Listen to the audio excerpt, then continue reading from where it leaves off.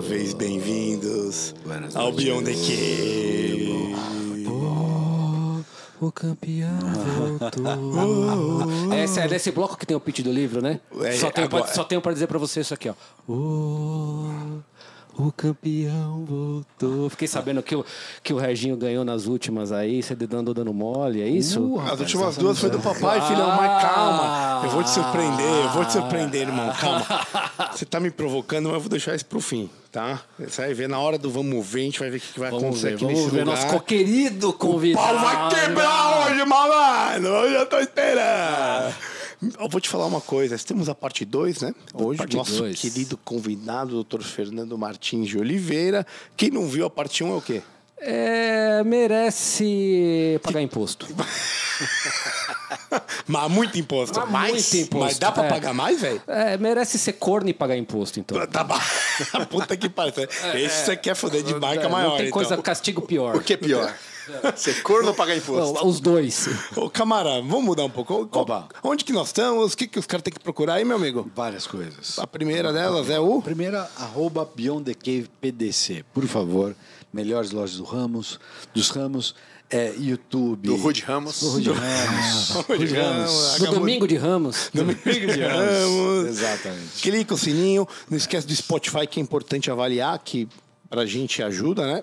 Esses algoritmos aí. Boa, garoto. Joga pra cima. E temos nosso querido apoia.se/Beyond. O que ganha mesmo, Caião? Você lembra? Porra, cara, participação especial, vamos conversar. Acho que o que ganha a maior prêmio ou a maior contrapartida para os que gostam de igualitarismo, eu acho que é essa possibilidade de conversar com pessoas de origens diferentes, histórias diferentes, coisas diferentes. Eu acho que esse é o maior ganho desse grupo. Isso é o intangível. O tangível você ganha uma maravilhosa camiseta do Beyond. Temos aqui, já ganha ela. Ao invés de ter que entrar no viés.br.com, que tem elas lá para vender, e vou te falar. Preço é top, né, cara? Não encolhe. Sabe aquela camiseta que encolhe? Não é essa. Não é. Então vale a pena entrar lá. E além disso, nós temos a Alux Investimentos, a nossa querida patrocinadora. E como eu sempre falo, cliente pessoal, coisa maravilhosa, me ajudou muito aí nos últimos anos. Quanto tempo, meu irmão? 15 anos e nunca estivemos em tempos tão sombrios, né, cara? Então, isso aí. Né? Veja os fundamentos da sua casa, né? E ensina a educação financeira, né? Que é fundamental. É um fundamento dessa casa, né? E o que você perguntaria para o homem das virtudes? Cara, quais são os 6 números da Mega Sena? Pra depois eu poder investir com que virtude? Alux gosta do quê? Prudência. Prudência acima de tudo. Prudência acima de tudo. Sem dúvida. Que é o nosso mote, né, velhinho? Isso aí.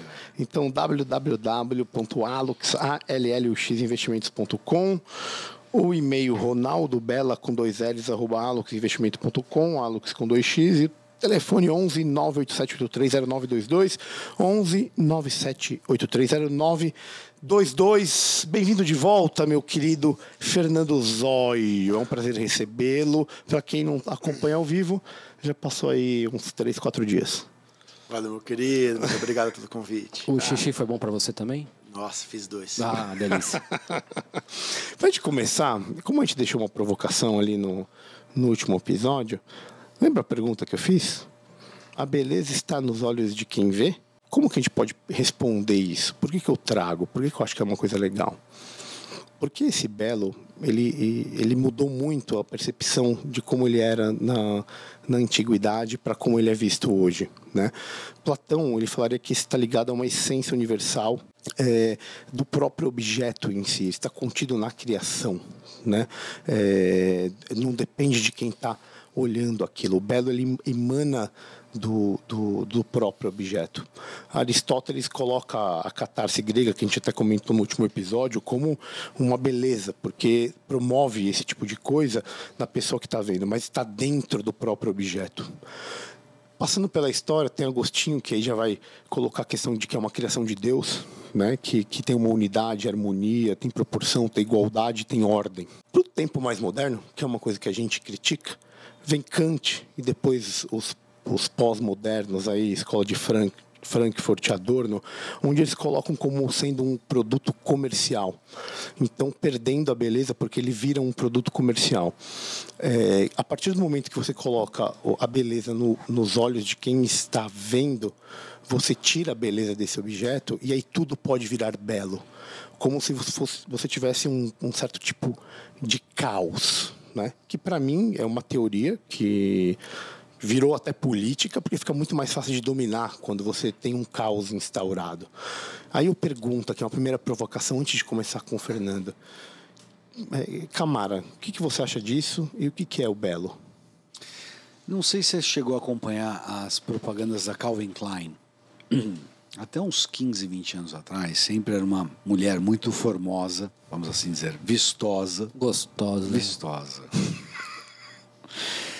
E ela estava sempre em trajes sumários e despertando os instintos mais básicos de homens e outras mulheres. Seminua. Exato. E aí você traz para a nossa modernidade e essa mesma modelo hoje, ela é uma modelo very plus size. Sim. Ou, como apareceu na propaganda mais recente, vocês podem procurar isso, é um homem trans grávido com uma cueca da Calvin Klein. E eu não estou querendo adereçar aqui a pauta da sexualidade, apenas a pauta da estética. Não é essa ideia aqui causar esse tipo de polêmica, mas aonde você consegue ver, Zóio, que essa mudança aí de mundo, estética, para onde nós estamos encaminhando nesse sentido? Cara, as feias que me perdoem, mas beleza é fundamental. É uma pauta complexa. De fato é. Bruno Perini ensinou isso. Opa! Boa. Bruno Perini ensinou isso. Falar rápido demais, às vezes, faz você atropelar os seus pensamentos. Isso né? é verdade. E a pausa é um grande trunfo, né? De pra reflexão. Você. Gigante. Cara, o que é esse capacete aqui em cima desses Deixa eu mudar. Você acha que isso aqui é Tem um belo? capacete com um buraco na cabeça. Agora que você colocou isso aqui, não? Isso já estava. Você acha que isso aqui é belo? É a beleza da virtude. Isso aí é a beleza de alguma virtude, né? Antes de falar se acho ou não, explica pra gente o que é esse capacete aqui, Camara, já que o convidado mencionou. É bonito Olha pra que caralho. beleza, meu amigo. A beleza Vocês está estão nos aí. olhos de quem vê esse capacete? Será? Ou será que está na história contida nele? Ei, e você, se você não visse o capacete e eu só te narrasse a história do capacete? Você achar ele belo? Claro. Então conta pra gente a história do capacete. Eu acho que a beleza está sim nos olhos de quem vê. Porque quem não vê, talvez não consiga enxergar a beleza. Como é que seus pacientes veem beleza? Então deixa eu ser mais concreto. Como é que seus pacientes podem chegar para você e falar sobre beleza? É lógico você pegar, por exemplo, só para ser mais concreto, ele pega a catarata, então ele pega alguém que perdeu a vivacidade das cores, por exemplo. Meus dois avós operaram de catarata. Os dois falaram: nossa, eu nunca vi uma cor tão brilhante, tão viva. E vai ficando, eu imagino, né? Você pode dizer melhor. Como é que eles lidam com a ideia de beleza do mundo? Na verdade, os meus pacientes, o problema deles é que eles não veem a beleza. Eles não veem a beleza. Isso impacta a alma. Impacta tudo, né? E enxergar dos 5 sentidos, talvez eu tenha um viés, mas eu acredito que dos 5 sentidos a visão é a mais importante, porque na minha opinião é a base de tudo, né? Sabe que a maior representação cortical dos sentidos é a visão. E faz todo sentido, né? Você sabe que quando eu estava... Essa história é boa. Eu estava lá na faculdade e tal, não sei o que, ensaio da bateria, eu já era R2, não sei o que, e tinha um Essa raiz, hein? R2 no ensaio da bateria. É pra poucos isso no Brasil. E aí tinha um sextanista querendo, eu tava na dúvida se fazia oftalmo-otorrino, aí chegou um residente da otorrina, falou: não, você tem que fazer otorrino, porque o sentido mais importante é a audição. Eu falei: às vezes é melhor ser surdo do que ouvir certas coisas. Com todo respeito ao otorrino. É que eu tava falando Concordo mesmo, eu já me contigo esqueci. que visão é o órgão, Visão. é o tipo de sensibilidade Então, mais nobre. É o mais nobre. Eu não sei se é o mais nobre, mas Não, os pacientes eles chegam no meu consultório querendo enxergar, querendo ver as coisas. E é muito triste você não enxergar. Então, quando você não vê algo acontecendo, você ouve, você sente, mas você não vê. E quando você não vê, talvez você não sinta com a alma como você poderia sentir. A música não toca a alma? Toca. Você não toca. tá vendo. Você não tá vendo. A música não pode ser bela? Pode. E você não tá vendo. É isso aí. Então, a beleza, o belo, ele contempla muito a visão, sem dúvida, mas Mas não é tudo. não é tudo. Ao mesmo tempo dizem que uma imagem vale mais que 1000 palavras. E é uma definição boa disso também. Só mostra a complicação de dar sentido aos sentidos. A verdade é que você só dá valor a alguma coisa quando você perde. Sem dúvida. Então É o você que eu tem uso- 5 sentidos. Aquele que você perdeu é aquele que mais valia. Esquece os sentidos. Eu ouço dos meus pacientes com 60 anos falando, doutor, não consigo fazer xixi, meu. Pois é. Esquece sentidos. Fica sem conseguir urinar propriamente dito. Pois é. E aí você nem é o sentido, era só conseguir fazer um xixizinho. sim. Então, e aí bota em discussão essa ideia de perceber a beleza, né? Você falou que seus pacientes não estavam sentindo a beleza, não estavam conseguindo... A partir do momento que você não enxerga o seu neto, você perde a beleza daquele momento. Claro que você vive o momento, né?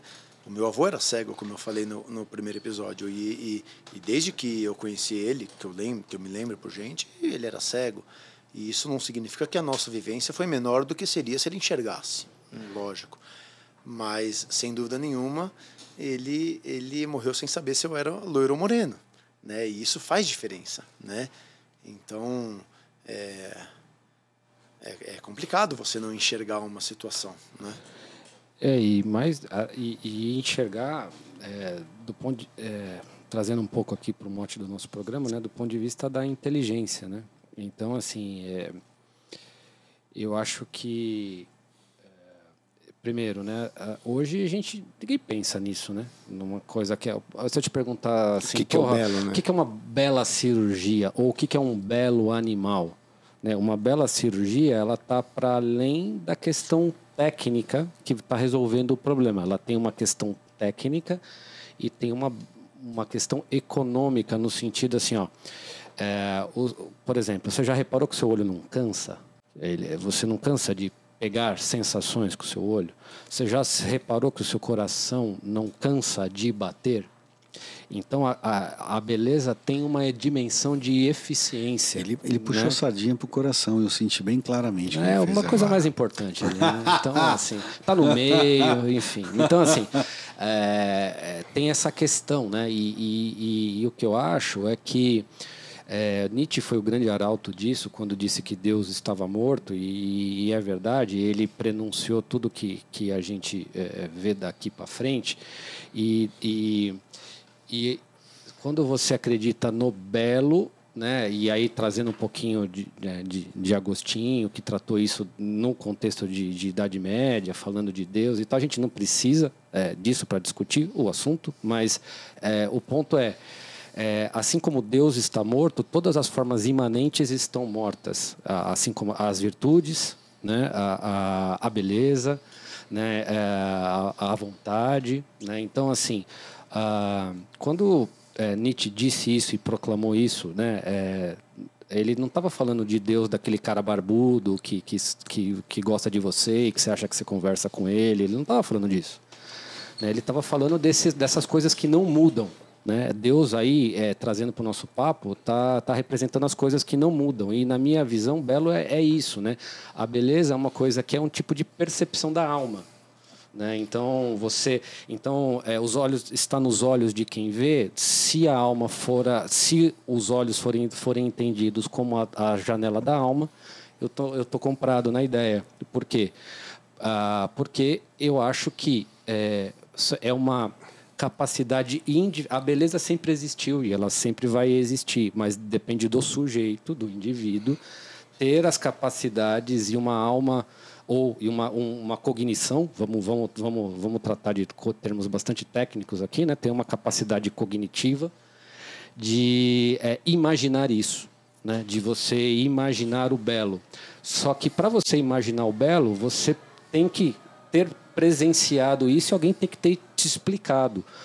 de Nietzsche para frente, isto foi corroído, ou seja, diluído. Foi tirado uma referência. Não tem mais a isso. forma. Então, assim, é a questão do plus size ou do cara e tal, que nunca significou o belo e nem nunca vai significar o belo. Mas isso passou a ser discutido, né? Então, isso por quê? Porque você parte de uma dissolução programada. Então, o que era uma coisa que não é racional, ela passa a ser racional quando você traz as virtudes e traz para o Kant como imperativo categórico, por exemplo. Então, você traz a virtude, que é uma coisa que não dá para você explicar, traz como imperativo categórico disso para virar marxismo cultural, foi questão de 50 anos, brother. Sim. E a gente vive a devastação disso. Então, eu acho que hoje o belo está morto. Eu acho que, resumindo, existe o belo? Eu acho que existiu. Hoje, as pessoas acreditam que o belo está morto. Cara, genial. Reflexo, ou seja, isso de uma certa forma está sendo usado de um jeito político. É isso que eu estou entendendo que você está falando. Claro. Tudo é política hoje. Que existe um viés político que meio que ataca fogo ali, ele fomenta esse tipo de coisa, que é a destruição do belo, que é a destruição dos padrões. Frankfurtianamente falando. Frankfurtianamente falando. Vai destruindo. Destruição dos padrões para que isso não seja reconhecido como belo e abra campo para que tudo seja belo. Que tudo seja belo. E quando tudo é belo... Nada é belo. Obrigado. E é o que você sente. Você sente o que é belo. Então já não é mais... Porque assim, né? Por que isso aqui é azul? Porque isso existe, você comprova que é azul e eu comprovo que é azul. No momento que eu digo o que é azul... ninguém pode comprovar mais. É por isso que a beleza está morta. Porque se a beleza é individual, né, e você se reconhece enquanto belo e é uma questão de autoafirmação, ninguém pode confirmar isso, ou ninguém pode nem confirmar, sequer discutir se é belo ou não. Então, assim, é muito complicado, né? Você falar em arte pós-moderna, por exemplo. Né? Quando você passa marca-texto no texto todo, nada tem destaque, né? Sim, é uma boa. E vai gerar confusão. Essa que é a grande questão. Peanuts essa aqui não? Essa é uma delícia. Isso aí é Bode Brown, velho. Bode Brown IPA. Coisa linda aqui, cara. Cara, a questão política é muito clara. Acho que a gente falou isso várias vezes. A gente já falou do ponto de vista do esporte, que é a destruição do mito do herói, que a gente falou da Simone Biles aqui algumas vezes, né? A gente tá trazendo... Primeiro episódio, né? Simone Biles. Acho que é o segundo episódio e depois a gente fez mais um revival depois ali, né? Acho que foi comentando o que tinha os desdobramentos. O que tinha derivado, né? E o que me chama a atenção juntando tudo isso é o que essas gerações agora que estão absorvendo isso, o que elas vão fazer com isso, entendeu? Porque você matar a referência, cara, pode ser uma coisa muito complicada. E nossos filhos estão envolvidos nesse processo.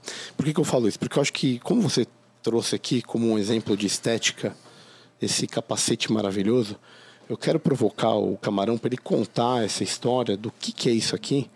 Porque isso aqui é uma história que serve... É uma história que é exemplo do que é belo e serve como lição e como inspiração para a gente e também para os nossos filhos que daqui a um tempo podem estar ouvindo o que a gente está falando aqui, camarada. O que é esse capacete do Miltiades? Ou Miltiades, sei lá. Miltiades. Pesado, garotinho. Bronze. Miltiades, batalha de maratona. Então, ocorre que os gregos foram invadidos pelos persas. Os persas eram o grande império da época. Quando a gente ouve a história de Babilônia, a gente está voltando para essa Babilônia 500 a.C., mais ou menos. E eles já estavam mandando do ponto de vista cultural, histórico, monetário, bélico, enfim, eles mandavam no mundo. E aí alguns gregos, notadamente os atenienses, provocaram eles num momento lá, e eles resolveram invadir o que era Hellas, a Grécia como a gente conhece hoje em dia. E eles se invadiram pela praia de Maratona. Foi uma invasão anfíbia, onde os persas invadiram a Grécia por essa praia. E por alguns bons dias, Dários tentou invadir aquilo de uma forma ordenada, com cavalaria e tudo mais, e os gregos impediram a invasão desses caras. Só para colocar aí, os caras tinham a história é muito mais longa, de 1.200 cavalos, Isso. né? Uma cavalaria que era imensa, assim, nunca comparada na Grécia, não tinha muito que isso. Tinham muitos homens, que era o Darius era o grande rei. Né? O rei dos reis. Era o rei da porra toda, teoricamente. Então, tinha uma certa vantagem bélica em relação aos atenienses, né? E aí ele foi desembarcar onde? Em Maratona. Na praia de Maratona. O fato é que Miltiades, que nem era o grande marechal de campo da época, convenceu os gregos de que se os persas estivessem começando a desistir e desembarcassem os cavalos, seria o momento de atacá-los. Então, em vez de defender, essa era a hora de atacar. Esse foi o grande momento de glória desse cara, que daí com esse capacete que foi encontrado no santuário de Olímpias, como uma oferenda votiva. Ele voluntariamente ofereceu isso aos deuses. E foi encontrado esse mesmo capacete com o nome dele. E só tem um Miltíades que teria dado de oferenda o capacete no santuário de Olímpias, com toda a pompa. Então esse é o capacete de Miltiades, esse cara dessa época. Então sobrevive, é um memento mori, né? Porque ele está todo meio em cima, tá meio acabado. meio destruído. É isso, mas é isso, que mesmo os grandes heróis vão morrer algum dia. E ele morreu de uma forma muito inglória, morreu de gangrena, enfim. Mas só para mostrar o quanto que esse ideal de você lutar contra as grandes adversidades, saber o momento de você poder ter que fazer isso, é muito heróico. E eu acho que é isso que a gente estava falando. Não, perfeito, é isso. Porque aí vem a pergunta, Zóio. Depois dessa história maravilhosa que o Camara contou aqui pra gente, ou seja, passou pela dificuldade. Quais foram as grandes dificuldades que você teve quando você decidiu ser empresário, não só médico oftalmologista, tudo? Quais foram as grandes dificuldades que você teve que passar, assim como esse belo exemplo nos traz aqui? Cara, as grandes dificuldades foram... Na verdade, teve uma grande dificuldade que foi de me aventurar numa área que eu não conhecia. E eu não digo oftalmologia. A oftalmologia eu aprendi a conhecer, né? Foi na área da administração, né?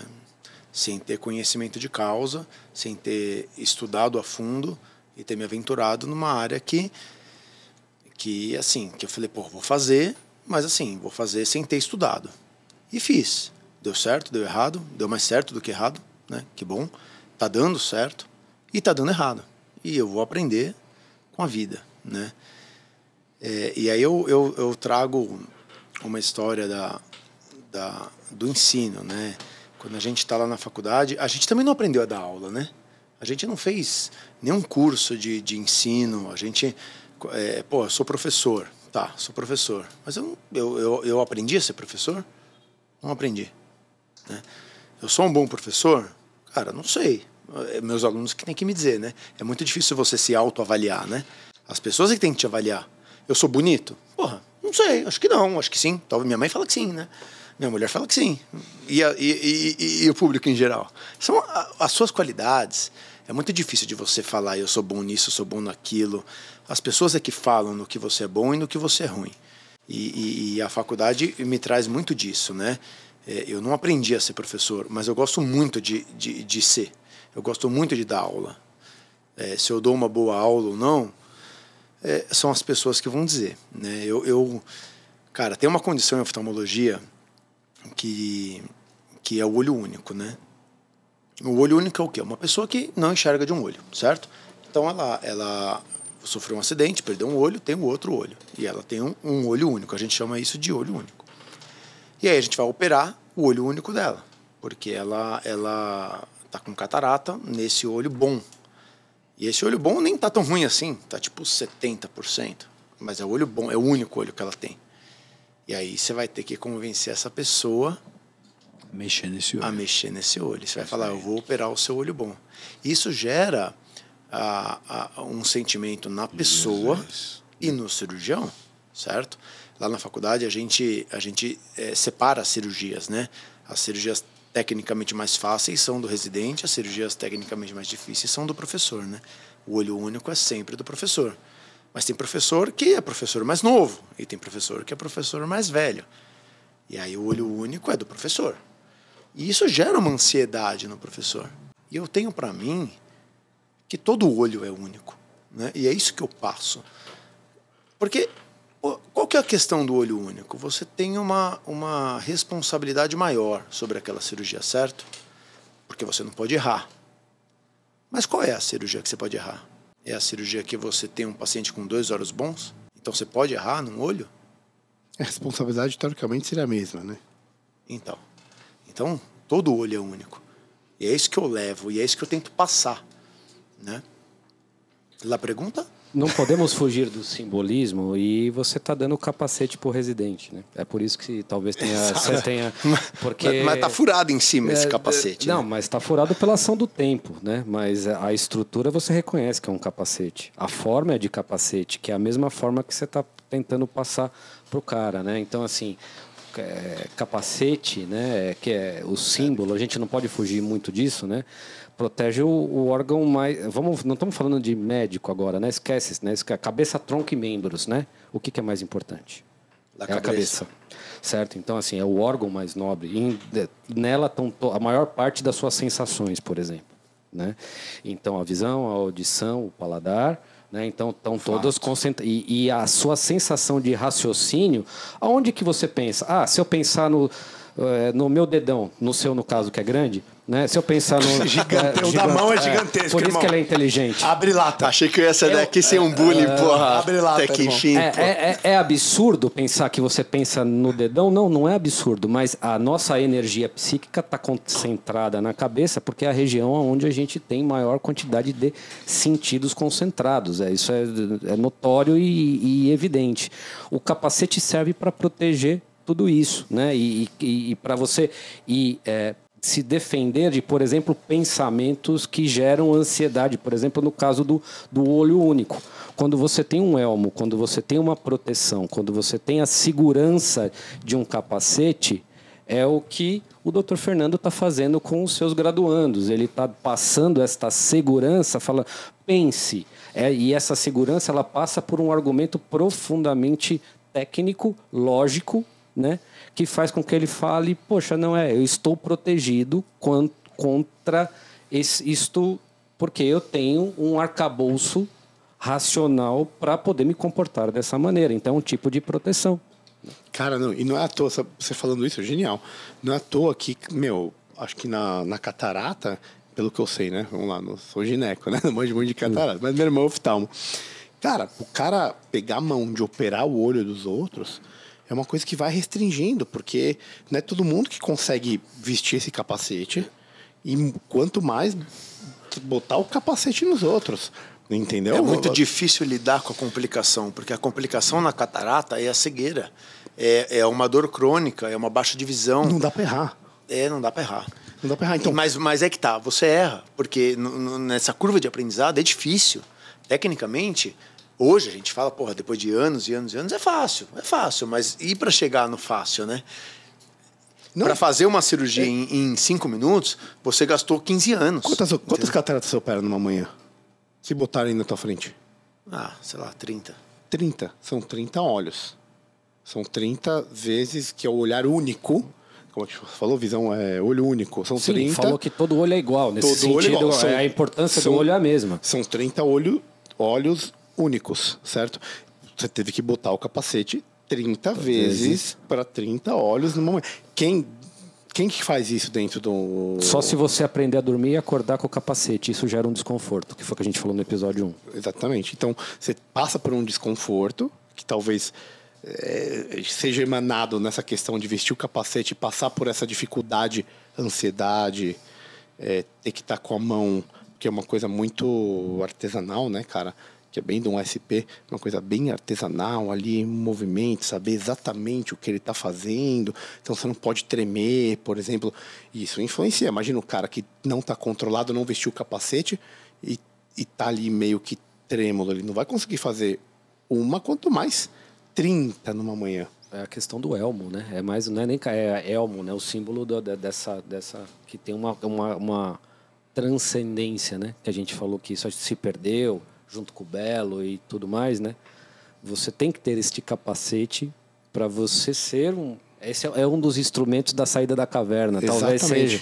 Porque você tem que se blindar destes pensamentos e de alguma maneira se proteger contra eles para você poder caminhar em situações de empreendedorismo, por exemplo. E sabe o que me veio à cabeça agora? Quando cara, você vai viajar para operar, você vai para uns lugares mais longínquos. Eu lembro que quando você era mais... Você estava na facul, você foi não sei para onde. Piauí. Pro Piauí, nananã. Isso é vestir o elmo, né? Porque, cara, uma coisa é você operar um olho aqui em São Paulo.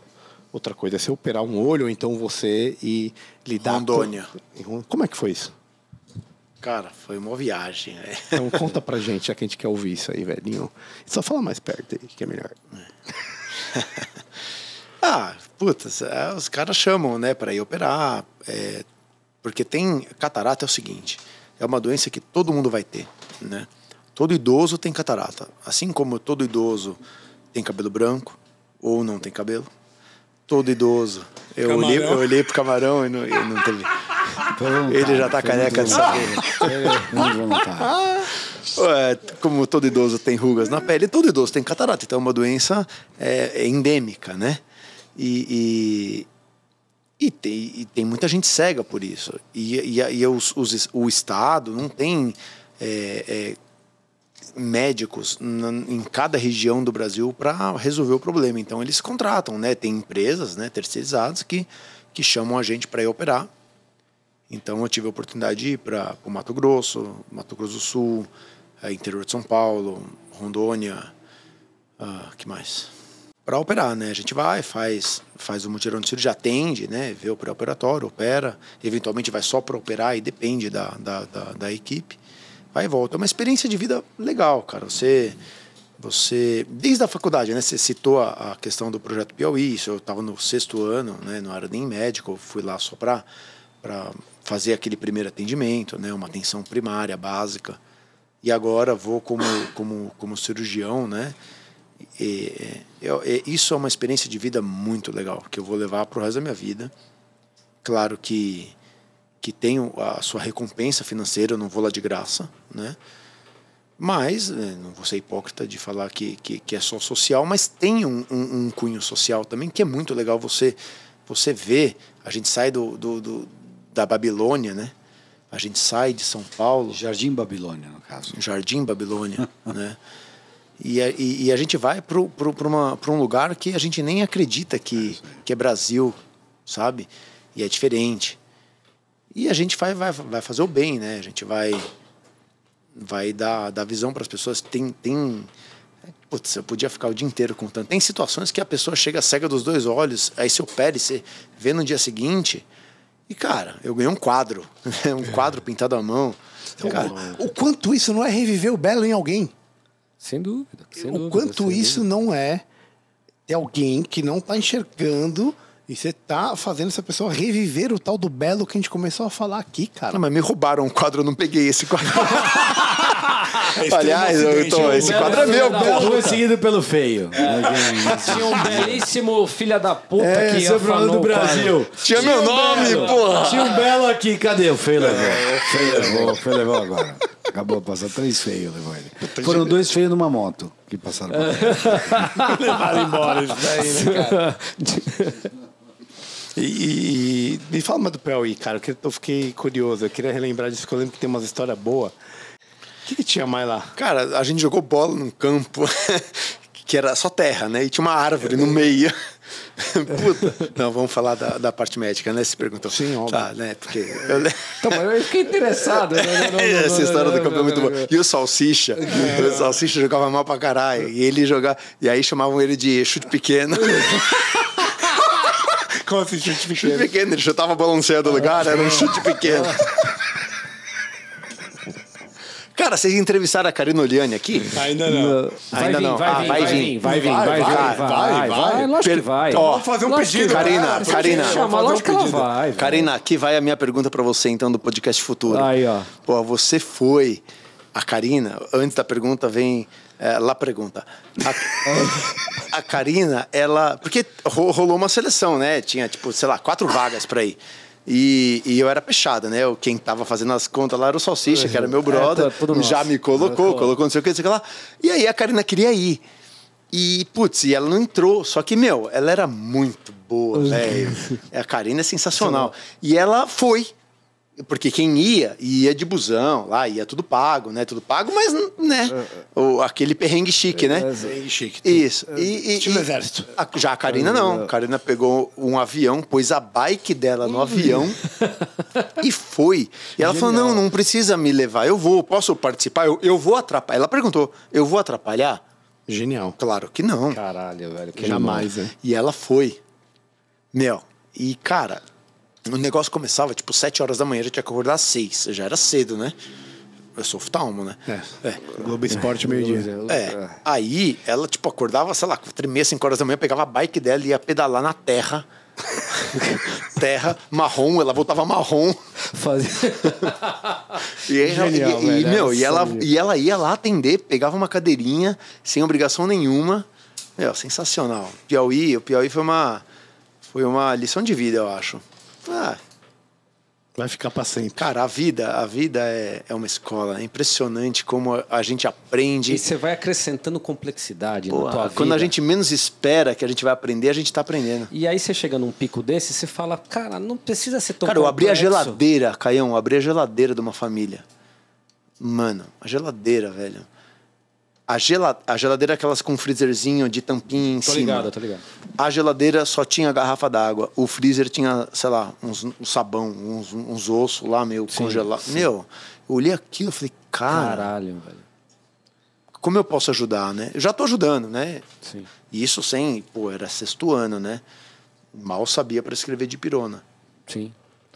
Genial. E sabe o que é legal? Isso é uma iniciativa que não é do Estado. Não, É iniciativa de pessoas físicas.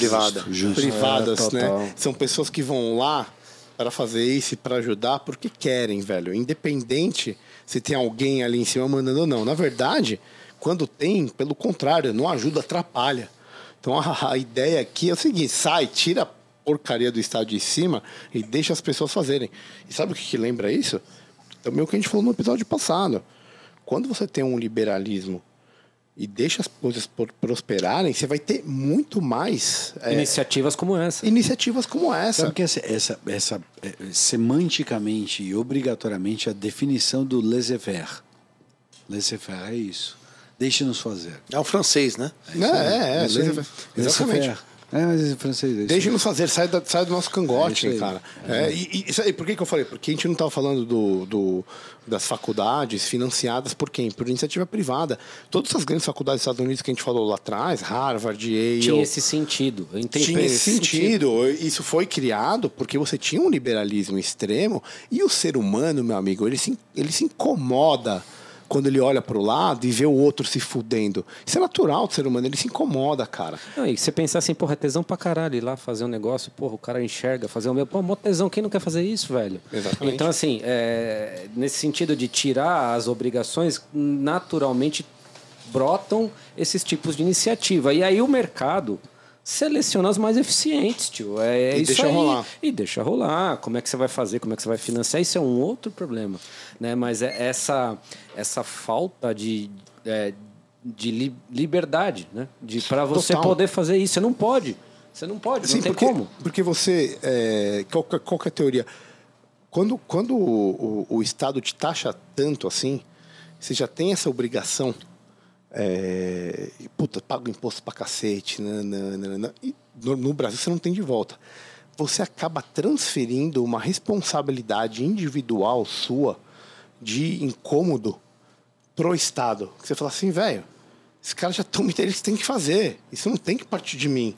Eu já estou fazendo a minha parte, que é uma parte bem graúda que está sendo tomada. Então, além de inibir esse tipo de, entre aspas, altruísmo, benevolência, ele transfere essa responsabilidade, o indivíduo ele transfere essa responsabilidade que ele tem perante o outro para porra Pro pior agente possível para realizar isso.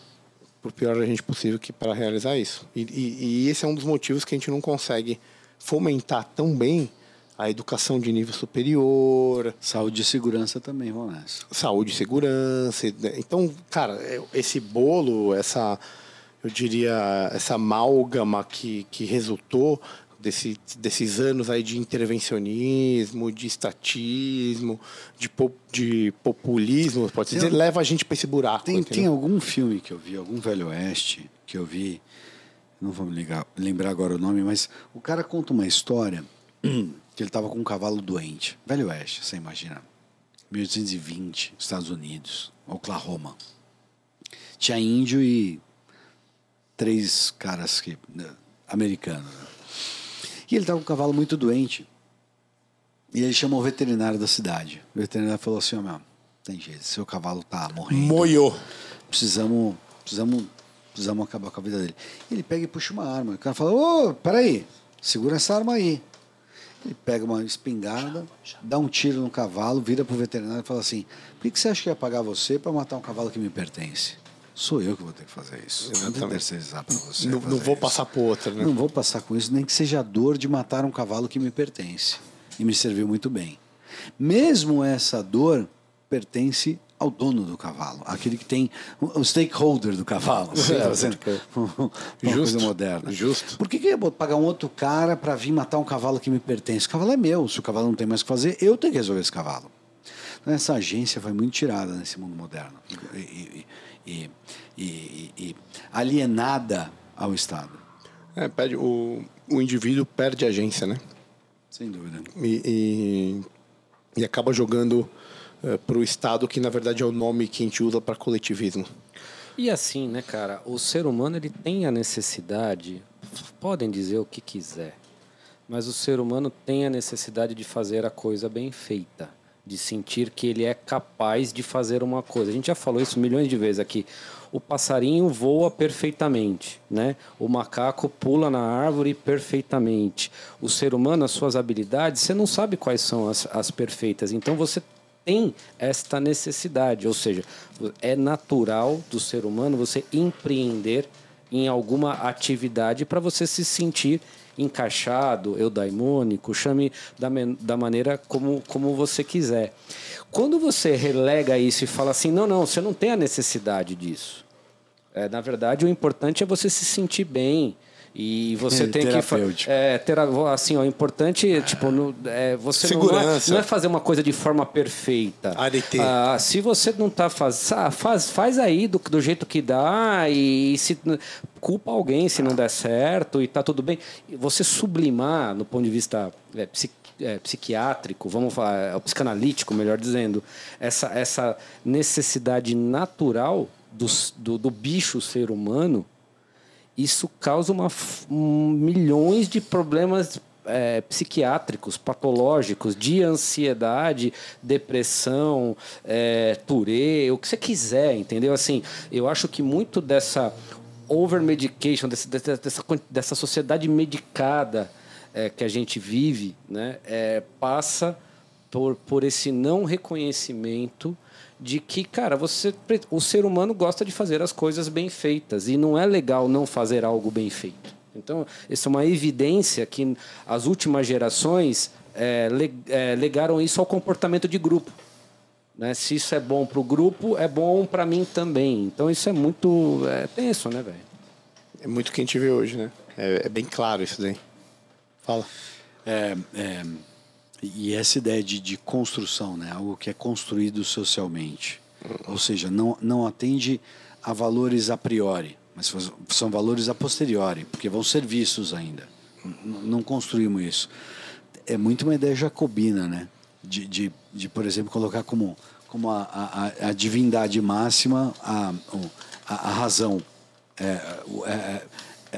E eles fizeram isso, desacralizaram a Notre-Dame, fizeram um monte de coisa para tirar a ideia da divindade humana. É muito complexo quando você tira isso. Você bota o que no lugar? Entendi, não, tiramos isso. E aí botamos o que no lugar? A transcendência, o belo. O belo é transcendente, a questão... E eu acho isso muito legal, exato.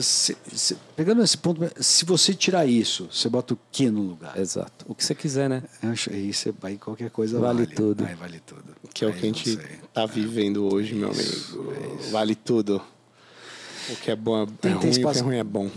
Eu acho que tem uma dinâmica complicada a isso, que tem que ter espaço para o progresso. Por exemplo, deixa eu ser bem claro. Vamos supor que nós 4 fôssemos solteiros hoje, nós 4, e de repente você fosse buscar uma mulher para casar hoje, e eu colocaria em contraponto uma geração atrás, uma geração 40 anos atrás. Aquela geração não queria que a mulher trabalhasse. Hoje, algum de nós entenderia bem uma mulher que não trabalhasse? Não. De forma alguma. Você está vendo, é como se essa questão da mulher trabalhar ou não fosse uma ponte.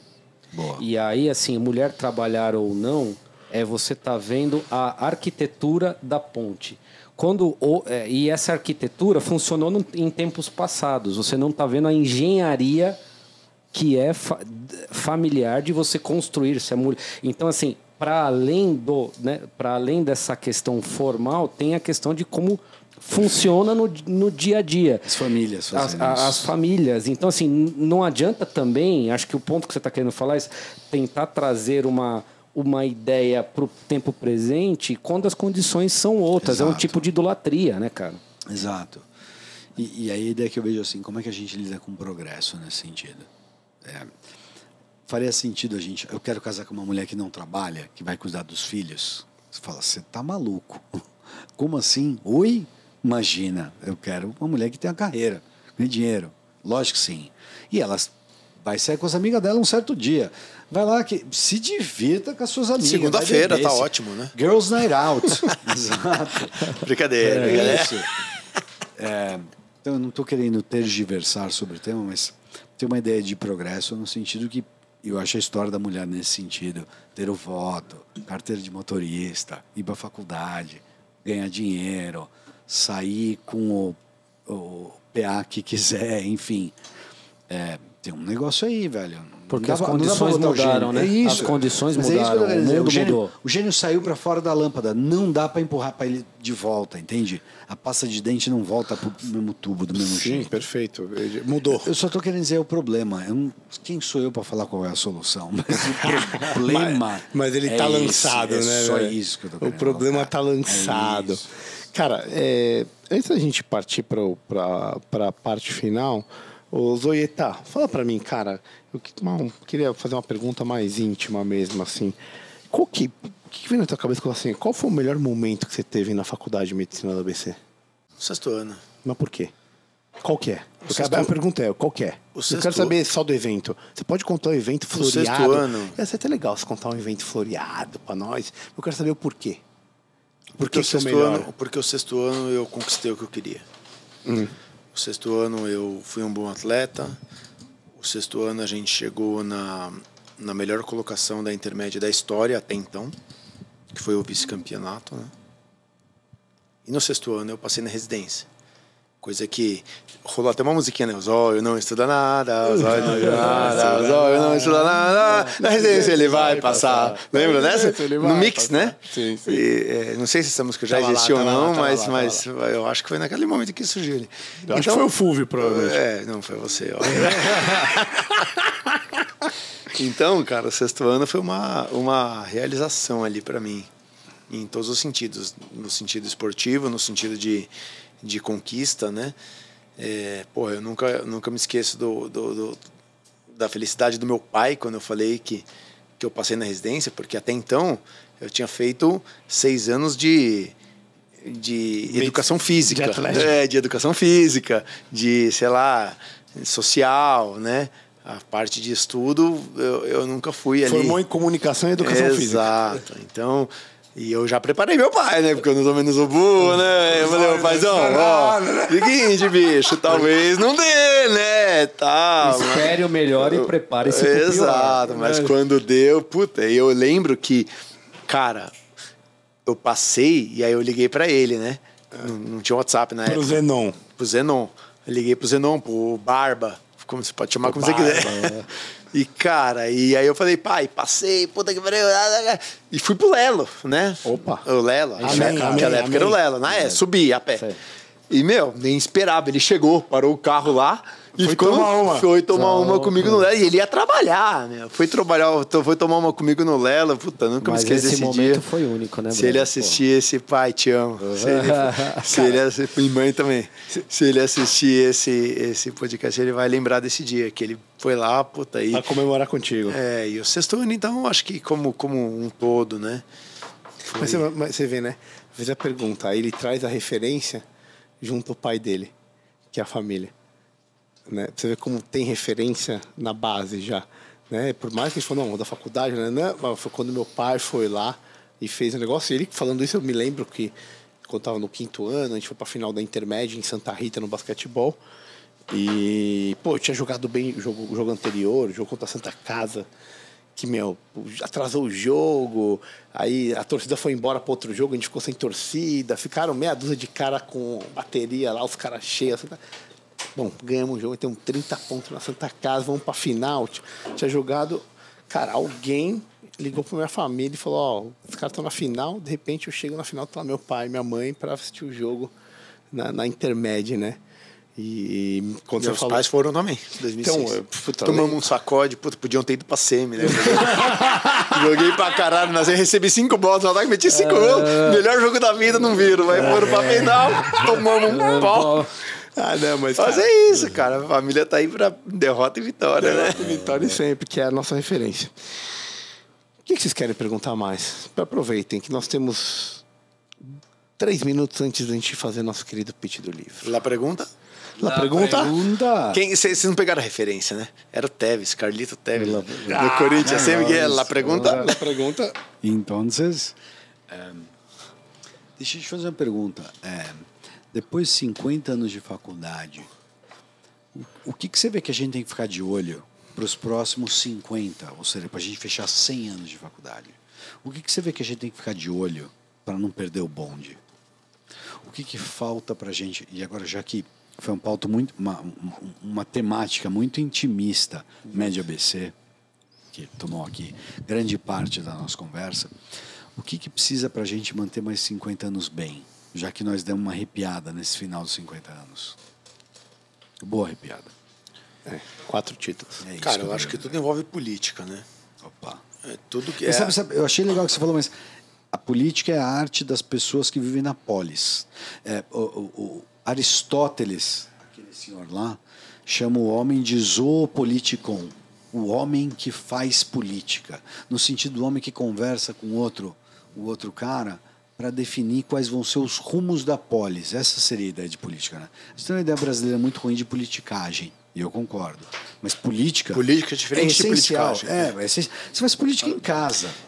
Por isso que eu respondi. Política. Meu pai tinha política. Meu pai, por exemplo, tudo depende da política. Meu pai tinha muito claro, já que estou falando meu pai tinha política assim, saiu de casa, luzes apagadas. Meu pai ele ficava passando de interruptor e falava assim, vocês acham que eu sou dono da Light? Então tinha uma política muito clara na minha casa, quando eu era criança, que assim, não tem luz acesa que não precise ficar acesa, ou televisão ligada que não precisa ficar ligada, e assim por diante. Na minha casa é assim então, também. Mas o que eu estou querendo dizer, o homem faz política até dentro de casa. Essa é a ideia de Aristóteles. Então, o que é essa polis Média ABC que a gente precisa governar? O que precisa ser feito? Eu acho que tudo depende de como for governado o sistema ali. Porque o que é o seguinte, por que hoje em dia todo mundo quer entrar na faculdade de medicina do ABC? Por que a gente é campeão da Intermédia? Porque as melhores pessoas, os melhores atletas, as pessoas mais determinadas, elas passam no ABC, certo? E isso tem um motivo, porque hoje o ABC é a galinha dos ovos de ouro, certo? Só que se a gente não cuidar para que isso continue, isso a longo prazo vai se deteriorar. Outras pessoas fortes nesse meio vão surgir. E aí a gente vai perder espaço. Então, eu acho que tudo depende de manter o serviço, de ter hospitais, de ter um serviço forte, porque senão aquela pessoa que se esforçou e foi a primeira no vestibular em todas as faculdades, ela não vai mais escolher o ABC. E essa é a pessoa que é boa no esporte. Tá? A mesma pessoa que é boa no esporte, ela é boa em tudo. Ela é boa em tudo. Por isso que na nossa época, A gente tinha faculdades melhores do que a gente na intermédia, porque as melhores pessoas, os mais inteligentes, aqueles que iam melhor na prova, eles tinham a opção de escolher. E eles não escolhiam um ABC. E hoje eles escolhem. Existe uma correlação entre o cara ser bom no esporte e ser bom Sem dúvida, em todo o resto. Em tudo, mas claro. o cara que é mal no esporte não quer necessariamente. Dizer, então a correlação claro. Não é uma via de mão dupla. Não é. Um indicador que é um você... Indicador. É um indicador de dedicação, muito claramente. Sem dúvida. Dá pra ver. Então, o que não quer dizer que quem não seja bom no esporte claro, não tem claro. Mas quem tem a dedicação do esporte muito provavelmente vai aplicar isso em outras áreas da vida. Isso é interessante. Tá aqui os queridos troféus Ursos para poder exemplificar exatamente o que a gente está falando, né? Inclusive eu lembro que tinha uma história que galera que é atlética, né, normalmente estava bem até na residência, né? Conseguia passar na residência, né, porque passou por esse aprendizado aí, por essa dificuldade e ter que ter essa disciplina, né, e teoricamente ajudou na vida. Sabe que nos apesar de ser uma prova só, né? De fato, mas você está tão correto que nos Estados Unidos muitas das pessoas que fazem parte do mundo corporativo são ex-militares. É a mesma pegada. Por que você não pegaria Perfeito. isso? Os caras sabem seguir ordem, sabem entregar resultados, sabem dar disciplina, sabem dar de abnegação, são puto obstinado. Por que você não quer esses caras trabalhando com você? Aí é a chave do sucesso. Isso através do esporte, né? Visto sob a lente do esporte. Perfeito. É lógico que eu acho legal, porque isso é metade da equação. Tem a ideia de inovação, por exemplo, que talvez não seja... Assim como você tem que fazer um letter of application, por exemplo, e dizer assim, ó, cara, eu toquei flauta no colegial. Isso. Esse período do esporte. Então, assim, é uma habilidade como um esporte, mas uma, né? Flauta doce, eu toquei. Eu não fui, olha lá. Eu não fui da Atlética. Eu fui do DA. Eu fui do DA, a gente tá falando muito de esporte. Andanças eu toquei no audição. O DA te ensinou 1 milhão de coisas também. Então, mas eu acho que o DA pegava os caras que eram mais nerd, em certos sentidos, e eles não estavam fazendo parte do esporte propriamente dito. E aí essa complementação eu acho interessante, eu acho que trabalhar isso na faculdade. Excelente, mas temos tempo, estamos extremamente atrasados aqui e temos nosso querido pitch do livro. Pega o livro aí, Camara, aí, ó. Vamos... Caião, explica aí enquanto o Camara pega o livro e o Camara vai apresentar os livros pra gente. Aí, explica pro convidado e para quem não conhece, por favor. O convidado conhece o quadro, já acompanha, mas você que está chegando agora não sabe o que é o pitch do livro. Lamento e peço para que ouça no YouTube, porque tem agora a gente está mostrando os cortes do pitch do livro, extremamente proveitosos em todos os sentidos, inclusive engraçados. Então, assim, ó, cada um de nós trouxe um livro que ou tá lendo, ou acha que tem a ver com o convidado, ou não lembrou de outro e pegou e trouxe para cá. Né? São essas três possibilidades. A primeira fase do pitch do livro é, depois da conversa, descobrir quem trouxe qual livro. Né? Então, vamos lá. Nosso querido doutor... Camarão, qual fala os livros? É verdade, apresentação. Evasivas Admiráveis, Theodore Dalrymple. Esse aqui é um... Enfim, não precisa desnecessário dizer, não quero elogiar muito para não tendenciar aqui o negócio. Mas, enfim. Seguindo aqui, Rickson Gracie, Respire. Uou! Opa! Respire! E o clássico George Orwell, 1984, dispensa apresentações. Nosso brother Denis Xavier. Denis Xavier, ele vai estar inclusive fazendo o negócio do livro. Teve problemas quando falou desse livro. Foi cancelado.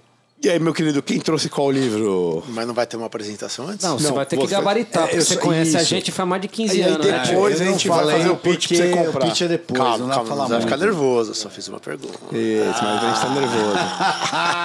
Os caras estão meio olhando feio aqui, velho. Respire, Regis Magal. Respire, Regis Magal. 1984, Camara, Evasivas Admiráveis, Caio. Acertou o do Caio. Um terço, tá bom. O terço tá bom. 33% é a média. A média. Não dá pra errar tudo também. Até dá. Se esforçar, dá. Camara, respire e fale. Bom, vamos lá. Cara, é quase fácil falar do Rickson Gracie, né? Porque se tem um Gracie que não foi batido em momento algum e foi brigar no Japão para mostrar isso, foi o Rickson. O Royce, eles perguntaram para ele, Royce, se o Rickson estava batendo tudo lá no Japão, por que a família mandou você para os Estados Unidos? Resposta do Royce, porque era mais bonito. Então, o que eu acho legal é que esse samurai, esse campeão, esse sétimo dan da porra toda, ele escreve um livro falando não sobre como você age, mas como você respira. Eu acho isso fundamental para você poder agir. Então, primeiro você tem que saber respirar, pensar no que você vai fazer e aí você age. Introversão. Sun Tzu falava, né? Aquele que conhece a si mesmo, mas não o inimigo, e dá a batalha, tá afadado a perder. Aquele que consegue a si mesmo e também o inimigo, a chance de ganhar. Então, essa ideia do Rickson, achei que valia a pena trazer. Achei que conhece-te a ti mesmo, está muito forte aqui. E essa é a ideia. Genial. A ideia é fazer isso aí. Excelente. Então, pitch 1, ele fez. Veja se você gostou ou não. Eu e o Caio faremos os seguintes e você vai escolher entre um deles, certo? Qual que você vai levar para casa? Posso fazer então, Caio? Vou deixar você por último hoje aqui. Velho, você percebeu? Sabe o que é isso aqui? Isso aqui é um olho. Porque tem alguém te vendo. George Orwell, na verdade Eric Blair, que é um inglês, só que nascido na Índia Britânica, escreveu esse livro em 1948, foi publicado em 1949, e ele é uma ficção distópica e trata de uma temática que é extremamente atual. E ele busca responder duas perguntas que são essenciais. O que pode ocorrer em uma sociedade que é altamente vigiada? Primeira coisa. Segunda coisa, o que acontece quando essa vigilância torna-se um incentivo para controlar as pessoas? Vocês percebem que isso aqui é o que aconteceu 48 para 84 e acontece até hoje? Né? Um Estado totalitário, uma manipulação das massas, através, no livro da Teletela e do Big Brother, que é o grande irmão, que é algo onipresente, que está em todos os lugares. Mas aí eu te pergunto, será que os olhos que veem sempre a verdade? Muitas vezes, meu amigo... É a novela do livro ou o pitch do livro? O mal se apresenta como... Muitas vezes, meu amigo, o mal se apresenta como bem. Opa, sofistas fazem assim. Será que você está vendo o que realmente é a verdade? O que realmente é para ser visto? O que realmente é para ser visto ou o que é para ser mostrado para você? Então, essa é uma reflexão da vida e do comportamento através dos olhos. E é por isso que eu trago o George Orwell. Mas tem figura ou é só escrito? Porque ele é grande, hein, meu? É grande, mas não tem não, é só escrito, meu amigo. Não gostou? Pô, foi top. Foi top, brincadeira. Foi bom. Pô. E aí, Caião, sobrou pra você a última, filho. Cara, é assim... Um minuto, hein, meu? Tô cronometrando, tá? Você tá de encher o saco, eu tô cronometrando aqui, ó. Cara, se você não cumprir, por que eu devo cumprir? Você cumpriu, eu cumpri aqui. Quanto tempo deu? Então assim, Theodore Dalrymple Poe é o seguinte, cara, é um dos críticos culturais atuais que eu humildemente mais gosto, tá? É um inglês, psiquiatra, e que fez vários rolês e conheceu vários tipos de populações diferentes, entendendo a mente humana. Esse livro especificamente, o Evasivas Admiráveis, ele fala o seguinte, ele tenta justificar por que a psicologia fudeu o mundo moderno. Então você vai no aeroporto e vê lá mindfulness for não sei o que lá, pense rápido e não sei o que. Então tenta instrumentalizar as suas ideias como se tudo na sua vida, todas as questões da sua vida pudessem ser aplicadas como uma coisa utilitária. Então só é importante o que tem utilidade. E eu vendo como você resolver a consequência de você ser utilitário. E isso é uma absurdidade. Isso era um absurdo até 50 anos atrás. E não sou eu que diz isso, né? Você culpar as pessoas por falhas próprias suas. E aqui eu tomo o lugar de Shakespeare, no Rei Lear, que ele fala o seguinte, aqui, ó, tá na contracapa do livro, né? É admirável a desculpa do homem devasso. Responsabiliza uma estrela por sua devassidão. Ou seja, todas os seus defeitos têm sempre uma alteridade. E você foi treinado a não reconhecer as suas próprias limitações. Texto genial do Darren Paulson, vários capítulos discutindo isso, fala do Nietzsche até o final do que a gente vê hoje. Esse aqui é o meu pitch. E aí, Zoieta, quem que você vai agraciar e qual desses livros você vai levar para casa, meu amigo? Lembrando que, né, o host é o host, né? Uma lembradinha, né? Deixa Porque eu olhar os caras me atrapalharam. isso, Falou, né? Ele falou 3 minutos, eu fiquei quieto aqui, porque não vou. Então, Cara, eu percebi que rola um climinha, né? tem uma disputa, tem uma disputa. É só por parte dos perdedores. Eu vou dizer que eu sou capitalista, quem pagar melhor leva. E aí, irmãozinho? Cara, em primeiro lugar eu queria dizer que é um prazer estar aqui com vocês. Garoto! Um brinde. Vai, Corinthians. Pessoas extremamente... Eu não alcanço. Dalcin. Ruga Fire. Escolhe aí, tio. Pessoas extremamente inteligentes, que têm um conhecimento vasto de todas as áreas.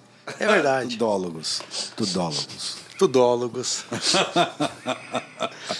E, puta, cara, eu gostei bastante desse George Orwell. Já ouvi falar, obviamente. Não fode, mano. Não, mas ele é muito grande. Não pode, velho. Tô sentindo a saída. Não, Tô sentindo a saída. velho. Mano, não, tem figura, velho. Tem figura pra caralho. Tem figura? Tem metade de figura. Você já viu aquele filme? Eu sei ler as figuras. Metade de figura. O Mo, quem fala isso? Metade de figura. Eu sei ler as figuras. Laranjinha fala isso, Laranjinha. Cara, eu acho que eu vou de Rickson Grace. Camarão. Rickson, meu querido. Aí, ó, tá vendo? Não entrou no embate, levou por causa da harmonia. Manteve O bíceps dele lembra o meu em 2006. Mentira. Nossa senhora. Zoieta, velho. Cara, Fernandão, obrigado por tudo aí. Eu que te agradeço. Espero velho. ter Sensacional. correspondido aí às expectativas. Muito obrigado por ter aceito aí, vir trocar uma ideia com a gente, irmão. Você é um exemplo para todo mundo, sempre foi, né? O que foi seu calor, eu vi isso na pele, senti. E tem grande parte aí na formação de quem eu sou. Você é um cara sensacional. Valeu. A gente gosta muito, muito, muito de você. Só tenho a te agradecer, não é verdade, meus amigos? Isso aí. Valeu, Porra, obrigado. Roberto, obrigado pelo episódio. Cara, genial estar entre amigos. É sempre especial quando a gente traz pessoas que a gente gosta e que a gente sabe que o negócio vai dar certo e que vai... Gente, né? Muito legal. Porra, obrigado por essa aula de mundo real, né? Essa aula de avaliação e resposta, né? Acho que isso foi o mais legal desse episódio. Acho que avalia, responde. Próxima pergunta. Lá pergunta. Então, assim, acho que Ganha a genial. espadinha também, não? Não. Não, nem o Elmo. E perdeu aqueles 100 reais que a gente tinha combinado pra você voltar no meu livro. Mas beleza, deixa aquela brincadeira, piadinha. Boa noite, Camara. Boa noite, Caião. Não esqueçam de uma última coisa que é... @BeyondTheCavePDC. Boa noite, tchau!